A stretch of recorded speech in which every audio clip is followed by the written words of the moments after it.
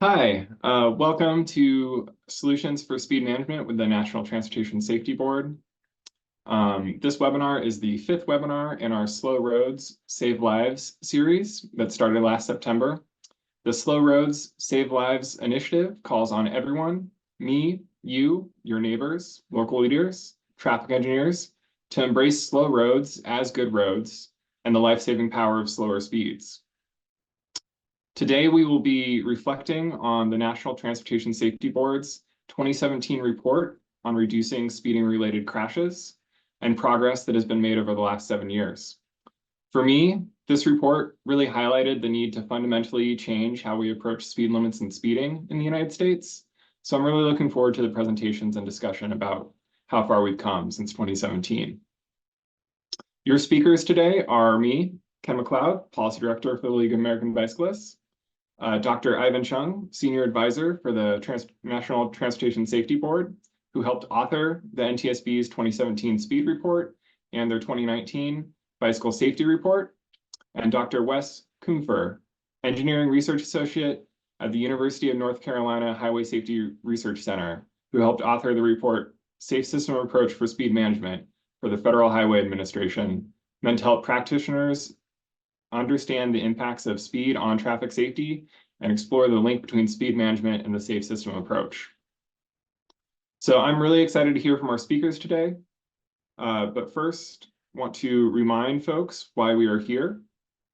The Slow Roads Save Lives initiative hopes to move the United States from a traditional car-centric approach to roadway design to a reframed approach that puts people and safety first.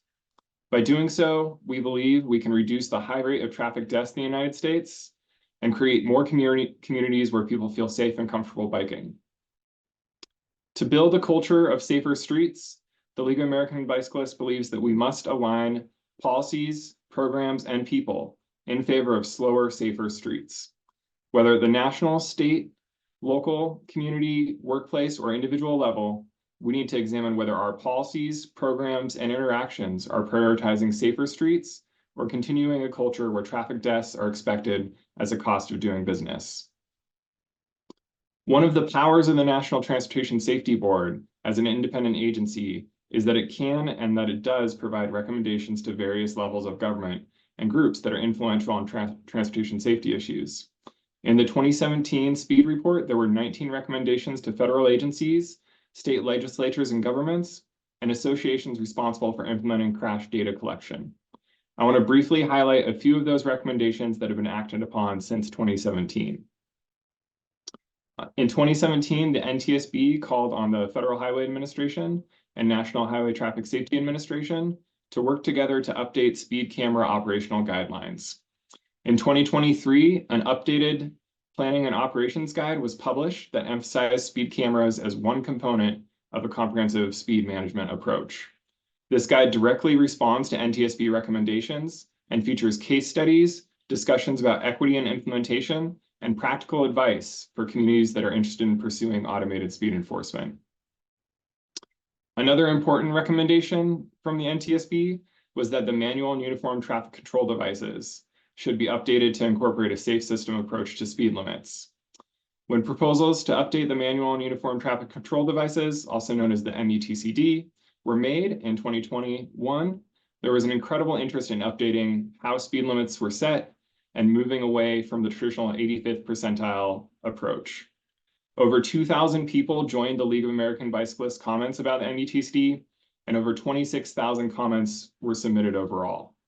In 2023, the first updated MUTCD in 14 years significantly addressed the comments that we provided and the NTSB's recommendation so that people are required to consider roadway context, not just the speeding choices of drivers when they're setting speed limits. And finally, a lesser known recommendation was that crash data should be improved through increased adoption of the Model Minimum Uniform Crash Criteria, also known as MUC. While it is unclear how adoption will be increased at this point, the 6th edition of the MUC was published earlier this year. The League of American Bicyclists supported comments from Salute America that highlighted various aspects for improvement, The next update is planned for 5 years from now. And in addition to the speed-related updates recommended by the NTSB, the new MUC also responded to calls for better differentiation between bikes, e-bikes, e-scooters, and other micromobility devices. So it's really going to be good when we have better crash data from this updated criteria. So now I'm very happy to hand it over to Dr. Ivan Cheung to talk more about the NTSB and action since the 2017 report. Well, thank you again. Thank you, Ken, for inviting NTSB for this webinar. And again, I said that before, but I think that you guys at the League have been a very, very important partner for NTSB in terms of promoting and preventing fatality and serious injuries, particularly among vulnerable road user, bicyclists being an important component. So thank you again.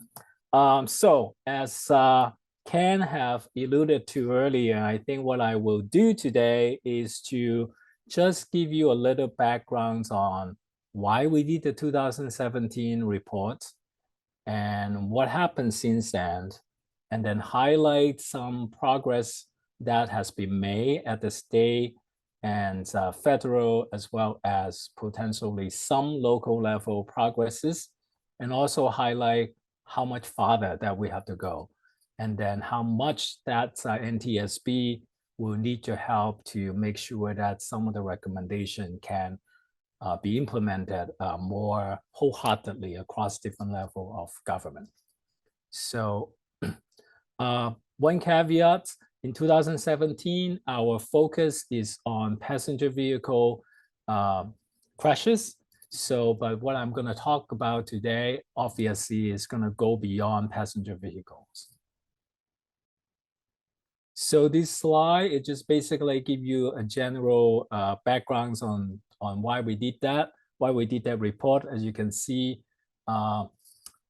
this slide ended the data in 2017, but when we were doing the reports, our data analysis went up to 2014.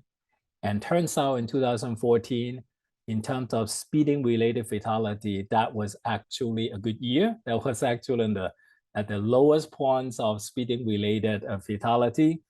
And since then, even by the time that we published the report in 2017, it has gone up to almost 10,000 fatality.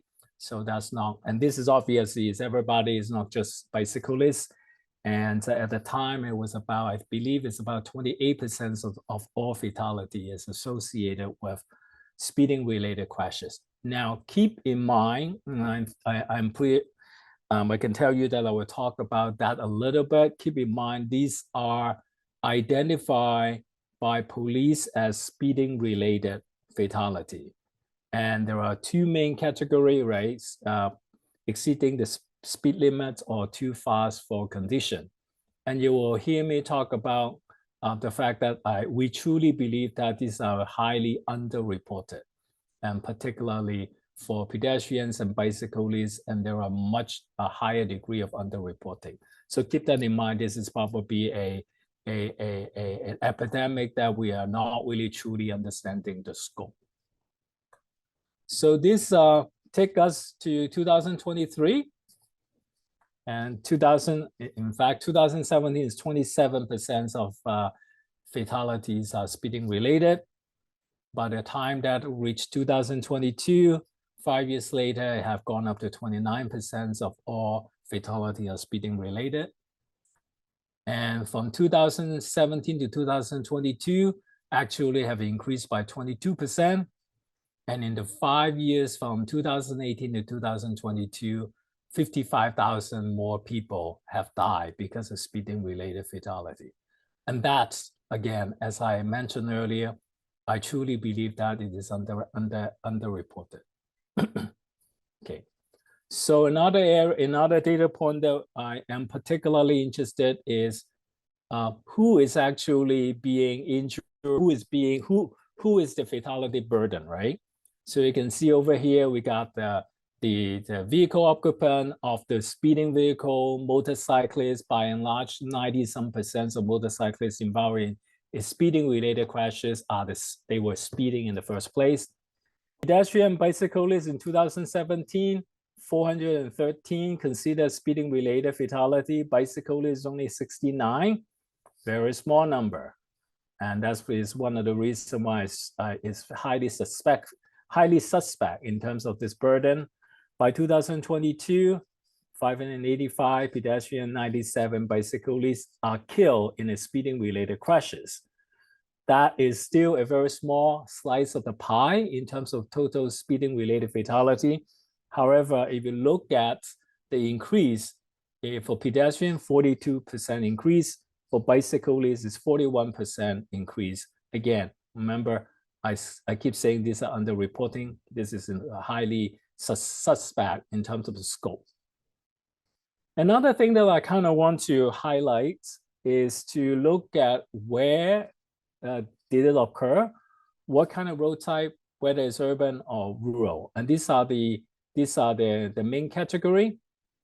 And in 2017, the highest fatality burden is in urban principal arterial, and so so and so. I'm just quickly give you just a general sense in 2022, and these are in the darker bar, okay? And it's kind of a lot of data over here, but what I want to do is highlight 3 of them. Urban principal arterial, 50% increase. Urban minor arterial, 56%. Urban collector, 58%. So these are the type of roadway and land use that I think that if we put in the effort, we can probably make some dents on it.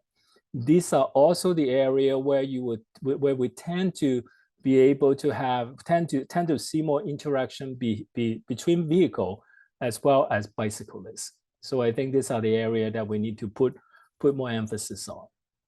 So as Ken has talked about earlier, there are 19 recommendations to many organizations from DOT, NHTSA, FHWA to nonprofit organization as well as the state government.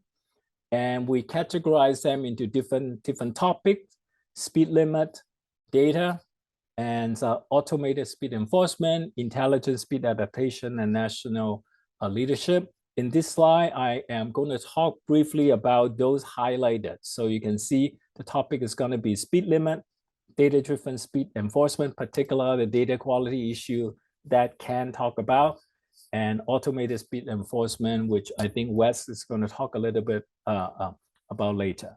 Okay, so this is the 2009 versions of MUD.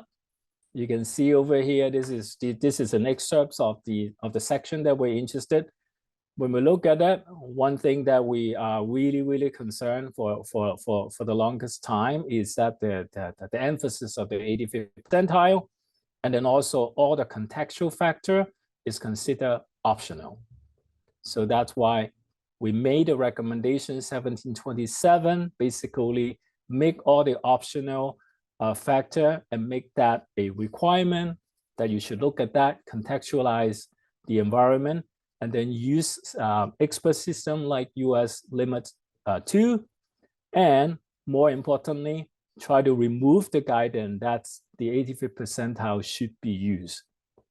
So that's what we will call, what we consider the de-emphasizing the 85th percentile.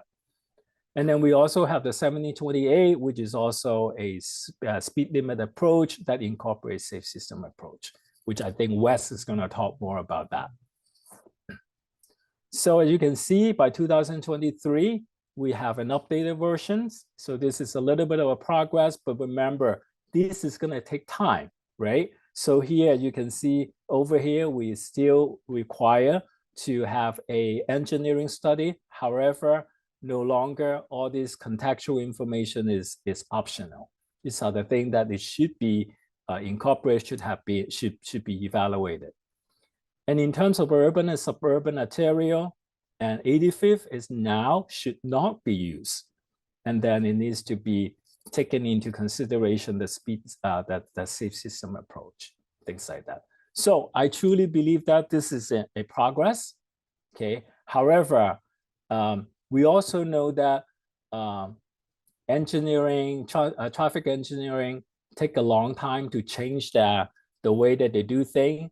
And when we were doing an interview, when we were conducting this study, a lot of them were telling us that, oh, it's the rule of thumb. This is how we were trained. This has been going on for the last however many years. It's going to take a long time.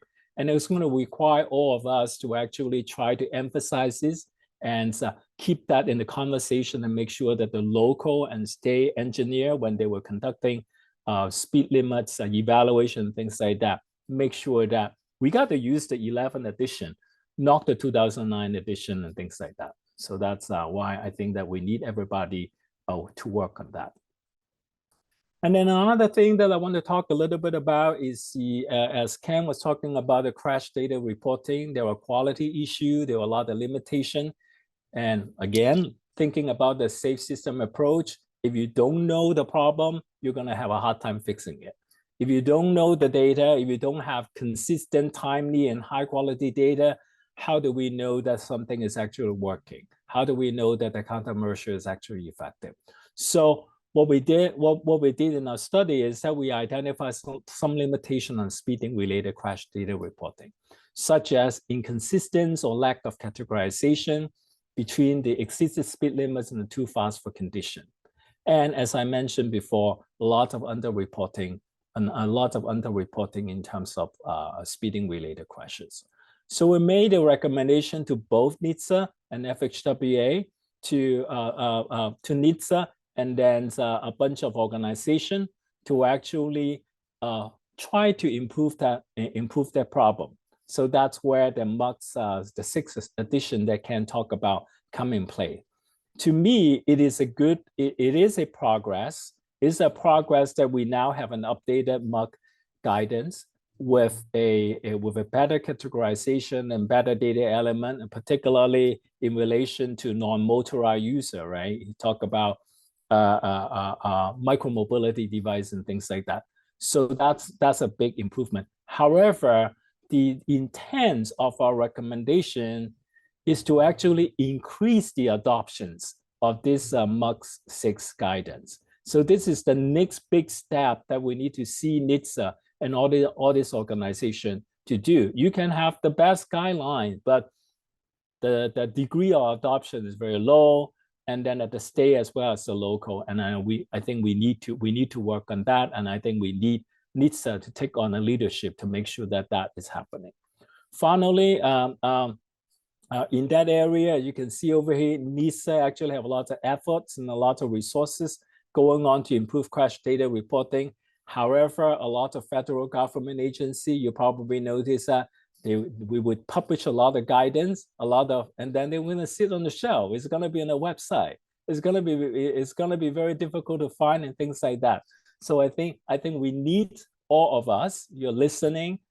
Try to encourage the people that you work with in the state and local government to actually go look for all these resources and make use of them. Okay, I am quickly running out of time. I'm going to quickly go over the last few slides. And this is about ASC, basically the speed safety camera. I believe that's the new term. We issue a bunch of recommendations to different states, depending on in 2017 what kind of category that they were that they were categorized as.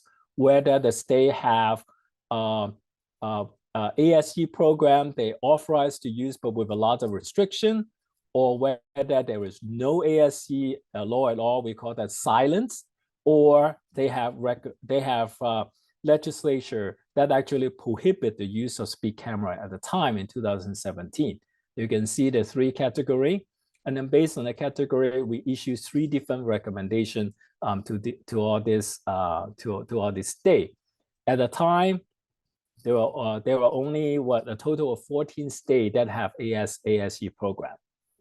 So are we making any progress? A little bit, right? The state that authorizing speed camera have gone from 10 states to now 12 states. There are 2 more states that come on board. However, still have a lot of restrictions associated with the restriction being in school zone, work zone, and whatnot. And state without ASC have gone, state without law, the silence one, have gone from 4 to, sorry, take it back. There was a misinterpretation of my own diagram. There were 10 states in 2017. And then by the time that we have the state that have a speed camera program in that category is now 12 of them. So from 10 states go up to 12 states that have speed camera program.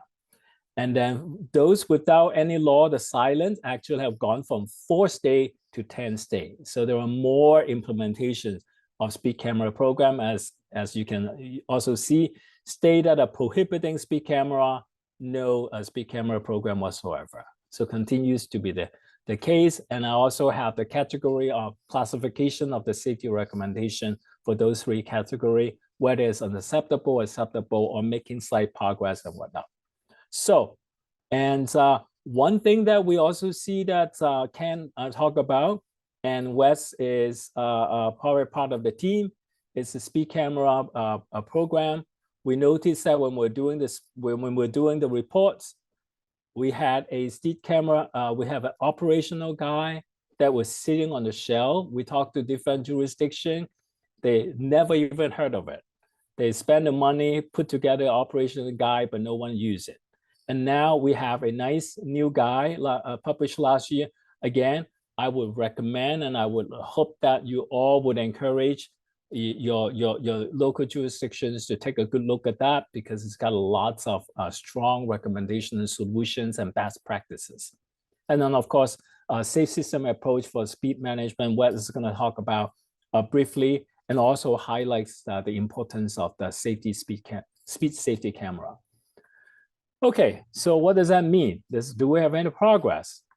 By 2017, there were 142 speed safety camera program across the US, whether statewide, work zones, school zones, or city and things like that. And then since then, by 2024, there are 254 program now. So there was a significant increase of the program, and perhaps, you know, this has to be effective. We need better data to make sure that they're effective and things like that.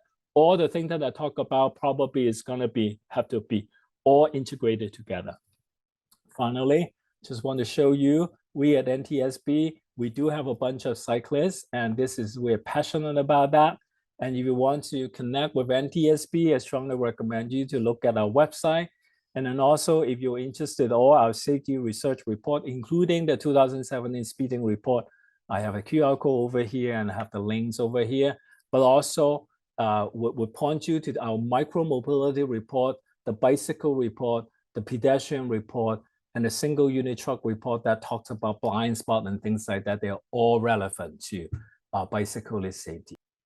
Yeah, thank you so much. I don't know if I mentioned in my opener or if you mentioned it, but I do want to tell everyone that MUTCD update, every state has up to 2 years to adopt that at the state level. So if your state hasn't adopted it yet and you're an advocate at the state level, consider asking your DOT what their adoption schedule is, when they plan to adopt it, and if localities can use it now, because it is a huge improvement on that speed limit setting methodology. And the sooner we can put it to work, the better. And with that, I'll hand it over to Wes. Great. Thank you, Ken. And thank you, Ivan, for teeing me up for this conversation.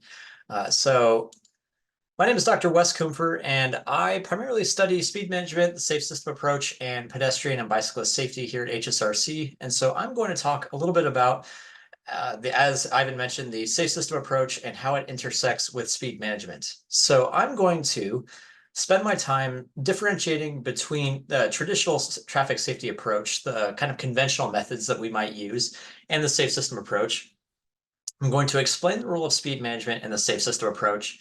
I'm going to talk through how we might select some different speed management techniques and what might be effective based on the safe system approach and what we know about crash causation and human behavior. And I'm going to also point you to a few case studies. I only have around 10 minutes is all Ken has given me. And so I don't have time to dive into a bunch of different applications, but I will point out if there are any case studies in these slides that you're very interested in, do go check out the report. There should be a link to that in the chat because there's quite a bit more information there. We have 10 different case studies in the report. So with that, I do just want to set the place and talk about what it is that we mean when we're talking about traffic safety. A lot of times we sort of discuss traffic safety in terms of the number of crashes. That's how we quantify it. And I think it's important to think about why crashes happen. You could sort of think of crashes as the interplay between environmental and organizational failures with human error. Sometimes people place an emphasis on human error, but I would argue it's an entire continuum of things that line up to create risk in the system. And it's also important to think about, well, if that's why crashes happen, why do injuries happen? And injuries are caused by the kinetic energy, which comes from this equation below, 1/2 mv squared. That is the mass times the velocity squared.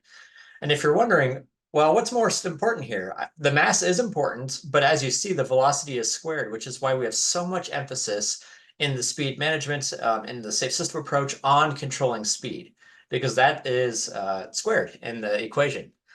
And so we need to really consider injury tolerance being the physiological capacity of a roadway user to withstand kinetic energy. And I would say that injury tolerance level is really what we need to be thinking about when it comes to speed management.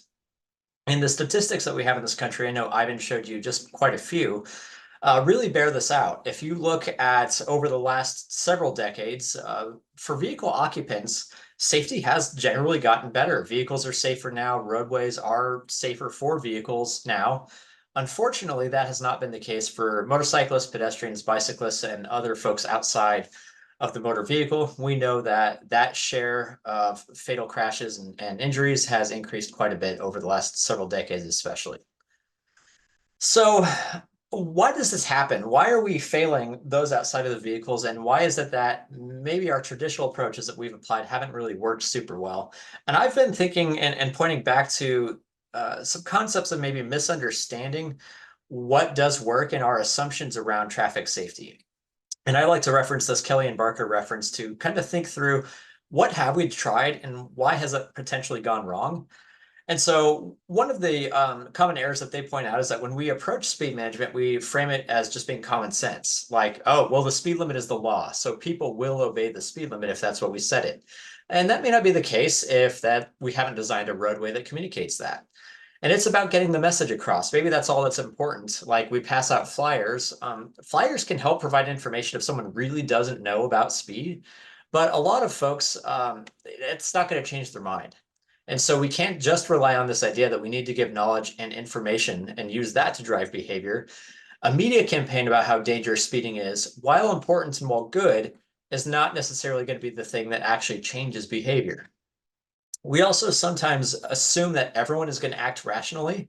I think an example of that might be to think about, say, curved roads, horizontal curvature, and just assume that people are going to slow down. And so maybe we don't actually need to worry about redesigning these or addressing the fact that people may be driving above that variable speed limit or that cautionary speed limit there.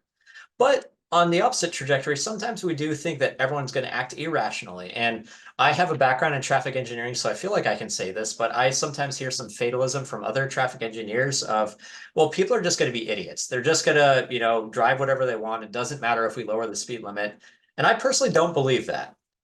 And I think the last thing that we sort of rely on is this idea that it is possible to predict accurately. And this maybe is also a little bit challenging to the traffic engineers because we like our crash prediction models, we like our crash modification factors, but we need to recognize that within a safe system approach, we need to think about the whole network. We need to think about the whole built environment and the cues it sends, and not just try to address things at the countermeasure level. And that's really what I'm trying to convey with this diagram showing how it is that risk and error gets propagated within the transportation system. Our planning leads to our design, which then can accommodate failures or discourage them. And if we're only addressing issues at the engineering countermeasure level, we're not really moving toward having safe speeds across an entire roadway network.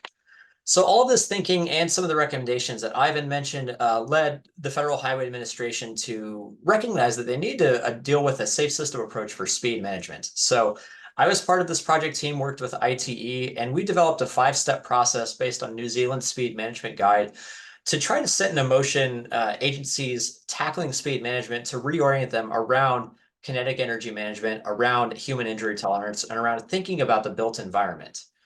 And I really liked what Ken was saying earlier about the importance of context classification, because I think this all starts with setting a vision for speed management within your jurisdiction.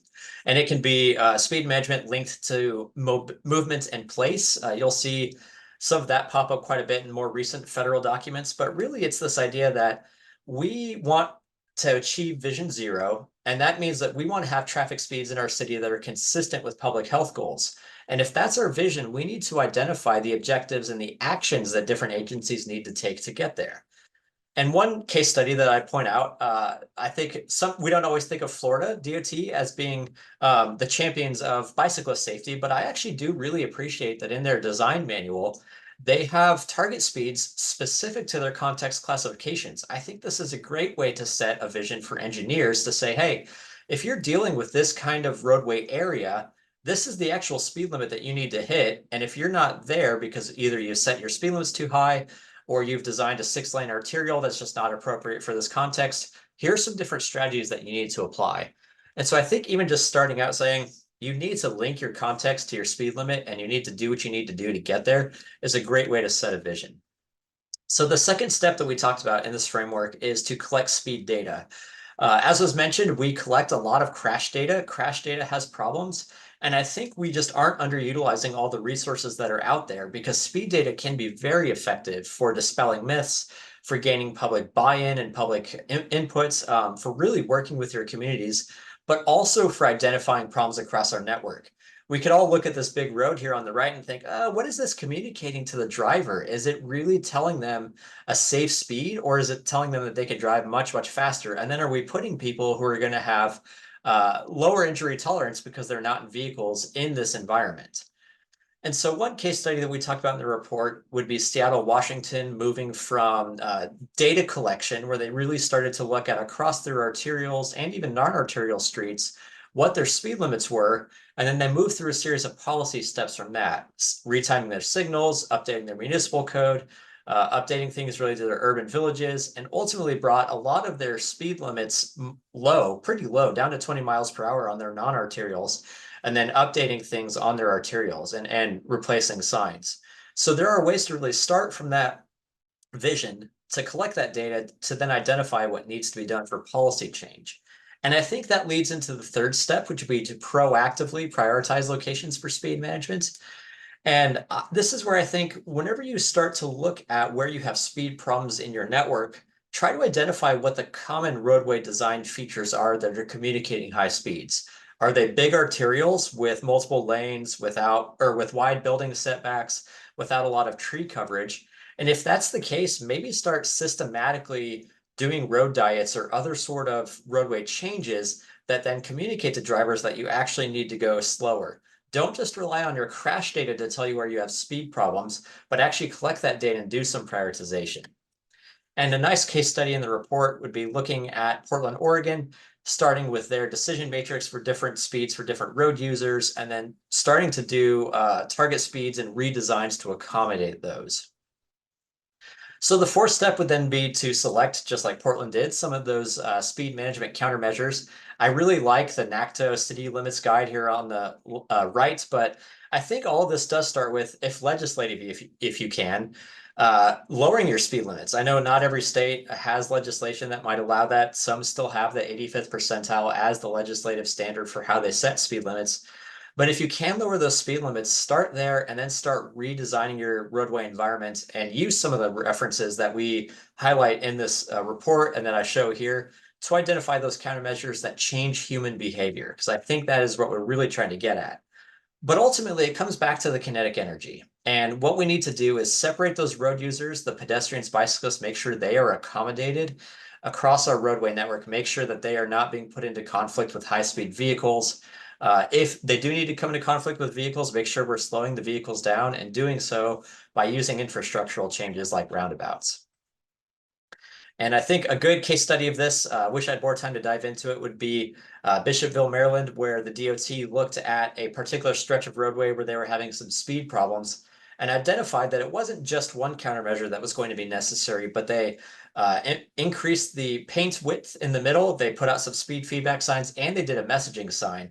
And so they looked at all of these different countermeasures working together and actually had some very interesting results. So I'd recommend you look at that link if you're curious about how this all worked.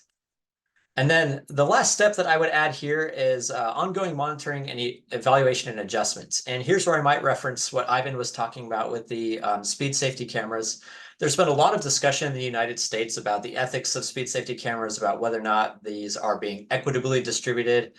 And there's a case study in the report about Montgomery County's program and how they have used them and who is responsible for it. But really, the idea is that if you have speed problems, even after you've started working toward a lower speed limit lower operating speeds across your whole network, you might need to think about some intermediary steps. Maybe do some enforcement as long as you're moving toward those environmental changes. But you need to collect data, you need to be evaluating in order to understand where you still have some problems and then keep moving forward from there. And a nice framework to think about this is, have I changed the road user exposure to crash risk? Have I changed crash likelihood? And have I changed crash severity? So go back to those safe system principles. And are you really affecting these three things? Because if you are, then I think you're moving in the right direction. So with that, I just want to note that I talked about the traditional transportation safety and how that may vary from a safe system approach, and especially how human behavior works within a roadway environment, and why we might need to try to change the environment to change that speed selection behavior. And then I also talked about some techniques and case studies for how to get there. So thank you to the rest of the project team who wrote that report, and thank you to Ken and the League of American Bicyclists for inviting me. Thank you so much for that presentation. Before we get back or get into Q&A, I just want to highlight that really, we are here for the ultimate goal of a transportation system where roadways are designed to match the safer speeds that we put on signs. In recent years, states throughout the country have taken action to lower speed limits, including to 20 miles per hour. And you can check out our recent blog on some of those activities.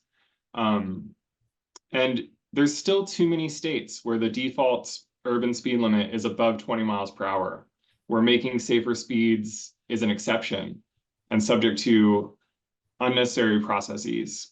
20-mile-per-hour speeds mean that a person hit by a vehicle has a better than 90% chance of survival. Clearly allowing these speeds through law is an important part of aligning our policies and culture in favor of safer speeds. And as individuals and advocates, we should be asking why a higher risk of death for people biking and walking is seen as more acceptable than a lower speed limit. And we also just want to, if you are motivated to take action at a personal level, we have a driver pledge that any person can take.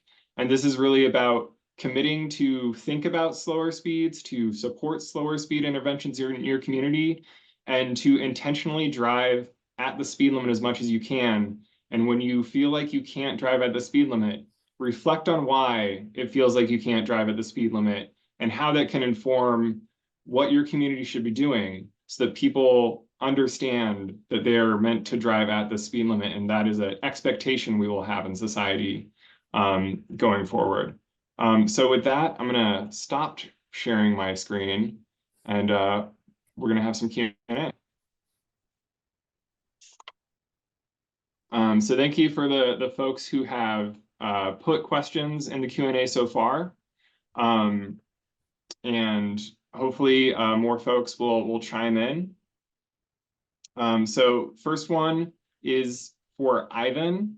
So this is a question saying, without automated enforcement, speed enforcement isn't 24/7. So what is the NTSB doing to kind of lean into traffic calming or other infrastructure changes that can impact people's speed choice 24/7? Well, thank you for the question. I think the most direct work that is relevant to these particular questions, and I would point you to our 2019 bicycle safety reports, in which that we highlight the importance of using road diet approach, as well as separate the bike link, And though in both cases that there is a strong effect on lower the traveling speed of the vehicle. And I would say that that probably would be a particular area that you want to look at. And I will share that report with Ken, and so Ken can pass it along with you guys. Thanks. And Wes, I know you covered several infrastructure changes. Just want to throw that to you in case you want to add anything. Sure. I would just say self-enforcing or self-explaining roads seems to be where I think we should try to arrive as a society, the kind of roadways that we should be driving on. I think to get there, we need to think about sort of the whole transportation system and not just the roadway itself. I think we need to try to figure out why we have wide setbacks, maybe re-examine zoning codes, re-examine the way that we do our planning, and maybe why we design for capacity versus designing for other features. I think there are a lot of systemic pieces here, but ultimately what we need to arrive at is in locations where we want pedestrians and bicyclists to be, not necessarily where they are, but everywhere that we want them to be, we need to design roadways that are going to tell drivers, hey, this is the fastest you can go. And it is, or maybe even not have drivers there in the first place, I think too. So I think we need these self-explaining roads that are going to have high visual friction, limited number of lanes, separated facilities for pedestrians and bicyclists where it makes sense, and to really shunt high-speed traffic where it is necessary onto separate higher speed facilities with access control. I think a clearer distinction between the functional classifications there would work a little bit better. Yeah, thank you for that. Yeah. So I want to ask a question just kind of generally. We've talked about the safe system approach. We've talked about it specifically for better speed management. As advocates, as people interested in getting our communities to adopt that approach, is it getting them to adopt new engineering guidelines? Is it getting them to update street design guidance? What should be the area that we focus on and kind of think of when we're trying to quantify whether or not we're moving in that safe system approach direction? I would say speed limit setting guidance is an important one. The MUTCD is out now, but I think we also need updates to local state speed limit setting guidelines because a lot of states have their own roadway design manuals or other policies built in legislation. Maybe that does make certain things illegal. So that's one piece. Those roadway design manuals too, I think are important as well to update those. Some people maybe have perspectives of the Green Book that aren't actually aligned with the current reality of the Green Book, where they think it's the design standards in there are rigid and maybe they think back to 12-foot lanes and 6-foot shoulders everywhere, right? Whereas that actually maybe isn't what's required anymore. The Green Book is actually relatively flexible now and does allow a fair bit of variance to achieve safer designs. I think lane width is honestly just a really big example of how the old design standards of 12 feet have given way to us recognizing maybe that's not actually as safe as we thought it was. That was based on older science, and we don't need to follow it as much anymore. But to give kind of a long-winded answer, I guess that these design ideas need to infiltrate down into university classes. That's what your traffic engineers who are in college need to learn. I didn't learn about safety like really until I started teaching myself in grad school. I imagine a lot of young civil engineers are not getting very good safety education through their civil engineering curricula. And I think we need a big update there that can then feed into our other agencies. Can I add something?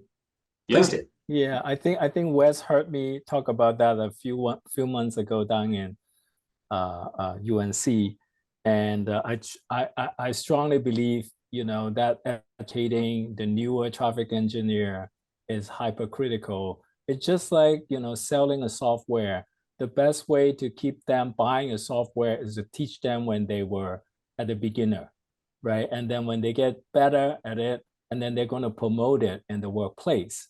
So that's, I think, is a very, very important piece of the puzzle, is to educate them as early as possible so that when they get into the workplace, becoming professional engineer, and they can talk that language, and they can actually educate the rest of the team.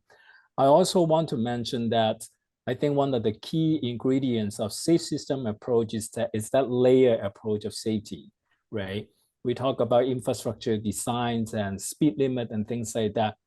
And we also talk a little bit about behavioral changes. And driver behavior is very, very hard to change. People is going to want to speed because they misunderstand the risk. They also misunderstand how much time that they actually going to save by speeding. I think that's why NTSB have been a strong proponents of the third layer in some way, is the vehicle technology side of things. In order for us to add that extra layer, it is going to take time. It's also going to take all of us to be a strong advocate for making the automaker to actually incorporate safety technology, such as intelligent speed assistant, and making it a requirement, not an option where you have to spend more money to buy it. And I think we need to stay away from the old approach of siloing. Everybody's going to do design and someone's going to do something else. If you like to do design, advocate for design. If you are interested in vehicle technology, advocate for vehicle technology. And I think if all of us are taking a little bit of something, it's going to add up to something decent. That's kind of like my soapbox.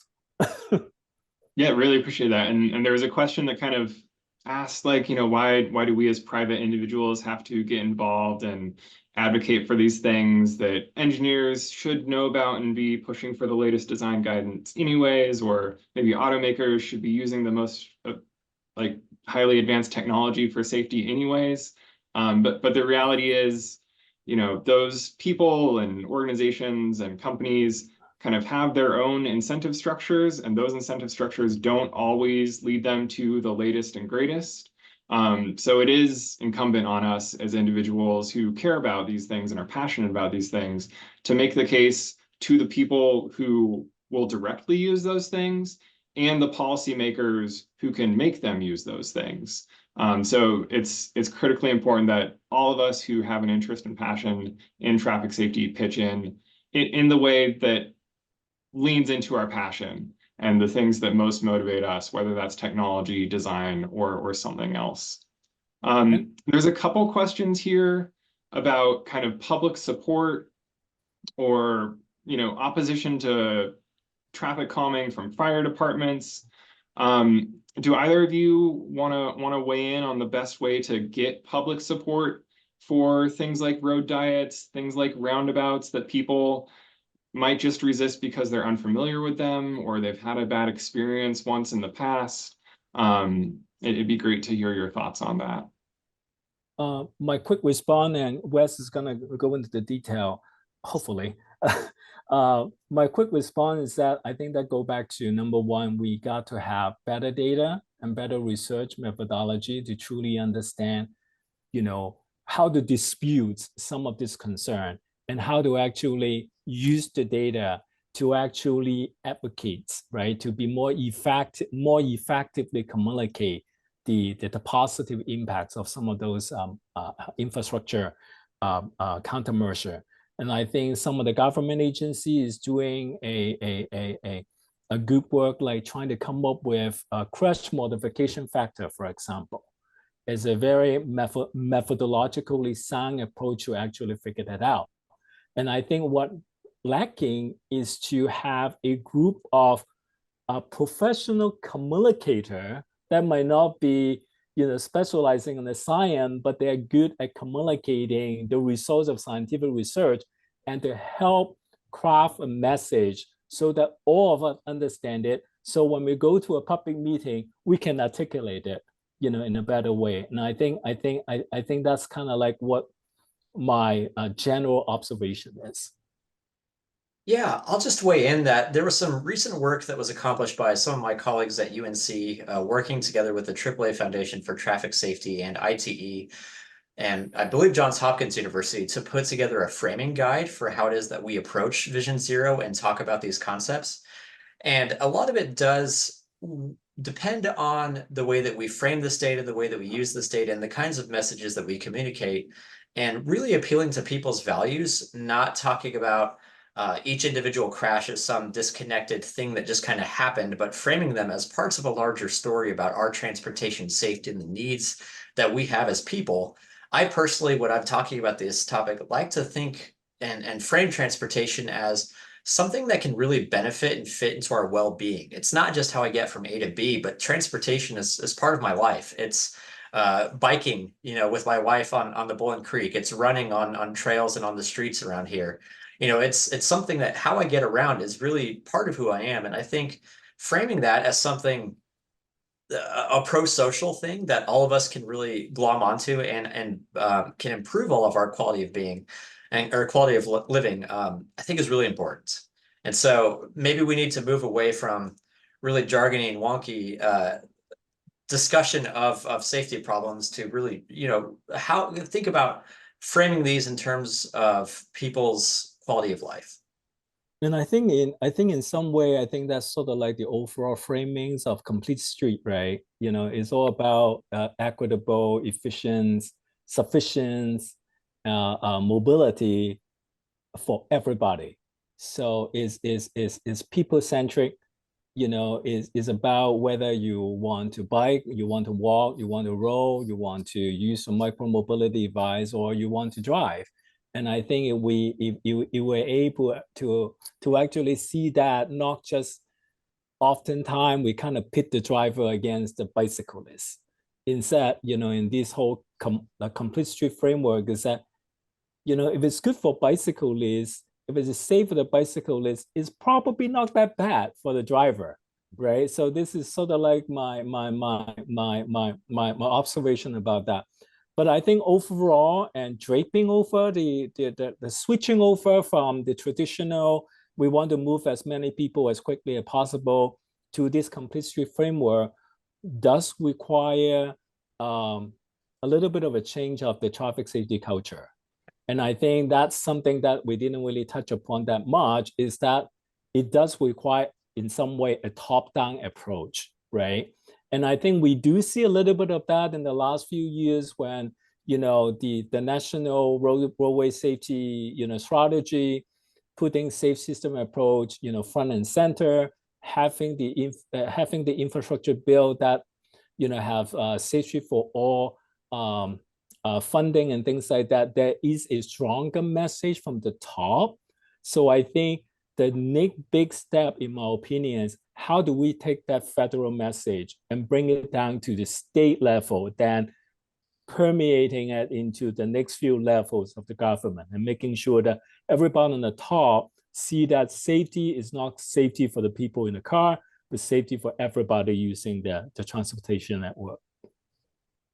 Yeah, I think it's a big sign of that the National Roadway Safety Strategy and the safe system approach as articulated by the National Roadway Safety Strategy leads with principles. Mm-hmm. So principles and value change, that cultural change is a huge part of it. Since you're both researchers, doctors, I do want to make a plug.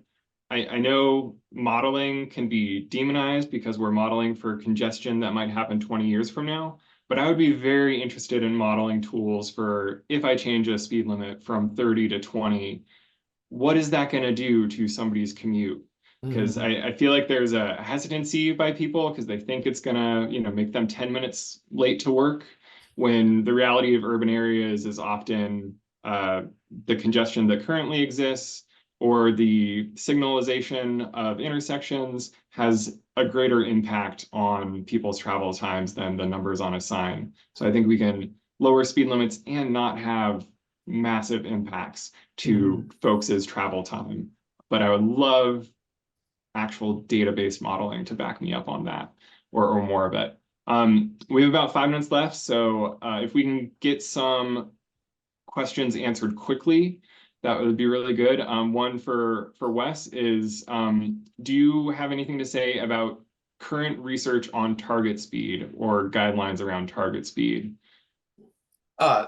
Short answer, not a lot at the moment. I do know that there is some research happening in different places. I can tell you California and Washington State DOTs are both looking into target speeds and speed limits, but I don't have a short condensed update for you at this moment. Awesome. That's super helpful. So Ivan, got a couple for you that are not speed related. So has the NTSB done anything to look at the higher hoods that SUVs and light trucks have and how that impacts pedestrian cyclist safety? Particularly for pedestrian safety, I believe it's 2018, we have a special investigative report that was built on 15 investigations into pedestrian fatality.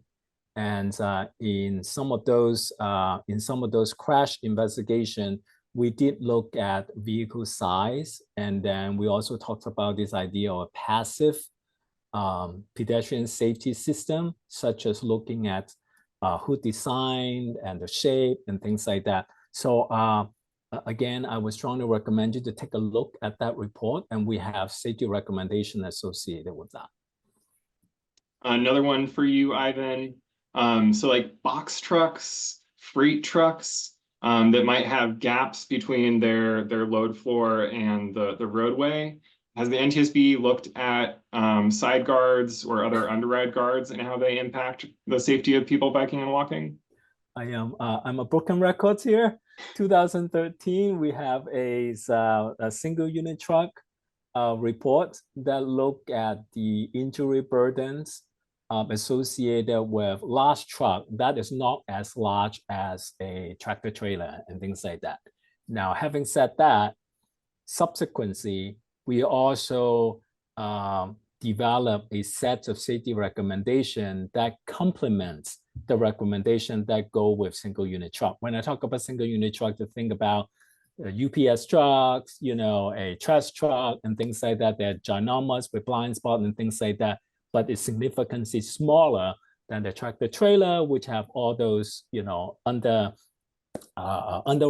override and that kind of stuff, right? The reason why we look at single unit truck particularly is because the single unit truck have much more opportunity to interact with pedestrians and bicyclists versus a tractor trailer. The injury burden is going to be huge, but they don't operate as much as in an urban environment where there is a lot of exposure. So again, I will drop the link onto this, or I'll send it to Ken so he can distribute it about some of the work that NTSB have done on that topic. Awesome. So we are right about time. So I just want to give you both opportunity to make any last comments you want to make. And then I'm going to do a brief wrap up and thank our sponsors. I just want to thank Ken. I just want to thank you and your group inviting NTSB so that we can actually highlight our recommendation. And again, we work with our recipient. We have a big team that work on that. However, the more advocacy that we can ask and we can rely on you guys to do, along with NTSB, the better result that we'll likely get. So I really strongly recommend you guys to work closely with NTSB and on implementing and pushing for our recommendation. Yeah. And I would just say thanks for the invite. I really appreciate being here, and I see changes and movements in different agencies around the country trying to address speed limits and thinking about speed management. And so I hope you come away from this webinar not feeling fatalistic, but actually feeling like there is some good things coming on the horizon. Yeah, thank you both for being part of this webinar and for all the work that you've been doing. I really think there is momentum here. There's a growing recognition of the danger of speed in our traffic system. And there's movement to proactively reduce the injury potential of our transportation system by reducing the speeds of the transportation system, or get people onto lower speed, lower mass modes like bikes, scooters, or walking. So I'm just going to briefly share my screen one last time. Want to thank our silver or higher level sponsors of the National Bike Summit, who have made this webinar series possible. The National Bike Summit is an in-person event that will be held March 11th to 13th next year. So our summit sponsors really help us reach people who can't attend the in-person event with webinars like this. If you're interested in attending or presenting at the summit, we'll have registration and a request for proposals open this fall. So look out for that, and we hope to see you there. And with that, I just want to thank everyone for participating and attending, and thank you, Ivan, and thank you, Wes. And have a great day, everyone.